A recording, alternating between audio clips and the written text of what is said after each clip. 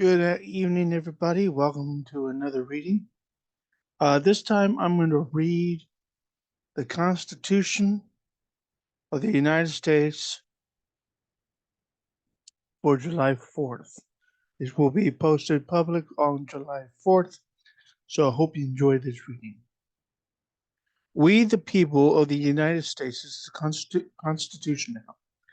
We, the people of the United States, in order to form a more perfect union, establish justice, ensure domestic tranquility, provide for the common defense, promote the general welfare, and secure the blessings of liberty or freedom to ourselves and our posterity, do ordain and establish this Constitution for the United States of America.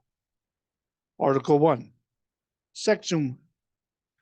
All legislative powers herein granted shall be vested in a Congress of the United States, which shall consist of a Senate and House of Reps. Section 2. The House of Reps shall be composed of members chosen every 2 years, by the people of the several states. Now it's 50 states. And the electors in each state shall have the qualifications requisite for electors of the most numerous branch of the state legislature. No person shall be a representative who shall not have attained to the age of 25 years and been 7 years a citizen of the United States, and who shall, when elected, be an inhabitant of that state in which he shall be chosen. So I could be a representative of California if I wanted to. Representatives and direct taxes shall be apportioned among the several states which may be included within this union according to the respective numbers, which shall be determined by adding to the whole number of free persons, including those bound to service for a term of 2 years, and excluding Indians not taxed, 3/5 of all other persons. What I just read to you has been changed by Section 2 of the 14th Amendment. Now continue with what's still in there. The actual enumeration shall be made within 3 years after the first meeting of the Congress of the U.S., the United States, and within every subsequent term of 10 years. 10 years, interesting. In such manner that as they shall by law direct. The number of representatives shall not exceed 1 for every 30,000 persons, but each state shall have at least 1 representative, and until such enumeration shall be made, the state of New Hampshire shall be entitled to choose 3, Massachusetts 8, Rhode Island and Providence Plantations 1. Now that's the whole state of Rhode Island. 1, Connecticut 5, New York 6, New Jersey 4, Pennsylvania 8, Delaware 1, Maryland 6, Virginia 10, North Carolina 5, South Carolina 5, and Georgia 3. That's quite a bit for a few states. When vacancies happen in the representation from any state, the executive authority thereof shall issue writs of election to fill such vacancies. The House of Reps shall choose their speaker and other officers, and shall have the sole power of impeachment. Section 3. This Senate, the Senate of the United States shall be composed of 2 senators from each state, chosen by the legislature thereof. Now, the chosen by the legislature thereof was changed by the 17th Amendment.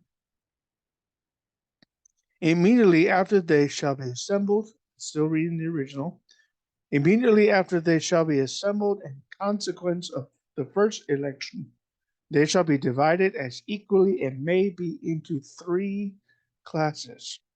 The seats of the senators of the first class shall be vacated at the expiration of the second year, of the second class at the expiration of the 4th year, and the third class at the expiration of the 6th year, so that 1/3 may be chosen every second year. Now, in parentheses, and if vacancies happen by resignation or otherwise, during the recess of the legislature of any state, the executive thereof may take temporary appointments until the next meeting of the legislature, which shall then fill such vacancies. Again, changed by the 17th Amendment. No person shall be a senator who shall not have attained the age of 30 years, been 9 years a citizen of the United States, and who shall not, when elected, be an inhabitant of that state for which he shall be chosen. So I can be a senator and a rep because I fulfill those obligations. Continuing, the Vice President of the United States shall be the President of the Senate, but shall have no vote unless they be equally divided, so 50-50.